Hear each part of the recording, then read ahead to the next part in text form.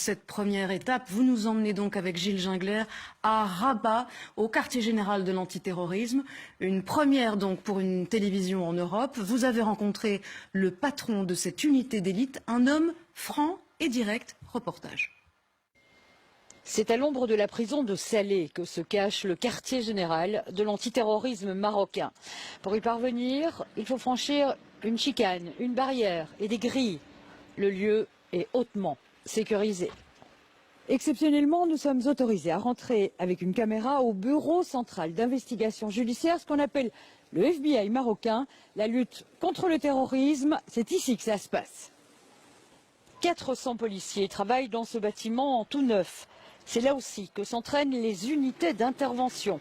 Quelques jours avant notre visite, elles auraient déjoué des attentats visant les policiers et les militaires déployés à Marrakech. Le Maroc, comme vous le savez, adopte une politique qui est anticipative, proactive. C'est une politique qui marche très bien parce qu'il nous a permis, jusqu'à maintenant, au niveau du Bureau central des investigations judiciaires, nous a permis de démanteler à peu près 23 ou 24 cellules terroristes jusqu'à maintenant. Nous avons eu une cellule que nous avons démantelée ici à Kenitra. Nous avons saisi les armes provenaient de la Belgique. Ça arrive souvent ? Oui, bien sûr, ça arrive souvent. Trop souvent, nous dit le patron de l'antiterrorisme marocain. Il souligne néanmoins la collaboration étroite nouée avec les services de police européens, belges et français en particulier. À Baout, on a dit que c'était les Marocains, c'est vrai? Oui.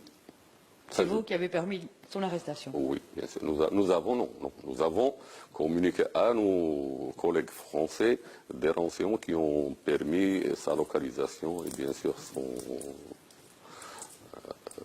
sa mise hors d'état de nuire. Près de 90% des combattants belges en Syrie sont d'origine marocaine. La plupart des terroristes de Paris sont des binationaux. Mais pour le chef de la police, il serait injuste d'incriminer le Maroc et ses ressortissants. Le terroriste n'a pas de nationalité, n'a pas de religion. Mais je pense qu'au niveau de la Belgique, il faut d'abord bien contrôler les endroits de détention, d'accord? Et bien sûr, essayer d'organiser le champ religieux, ne pas laisser ces mosquées qui naissent comme ça dans des garages. Mais nous insistons, n'est-ce pas ici que pourraient se cacher Salah Abdeslam et Mohamed Abrini, toujours en fuite et eux aussi d'origine marocaine? S'ils étaient au Maroc, ils auraient été arrêtés, je pense. Vous le sauriez s'ils étaient au Maroc? S'ils étaient au Maroc.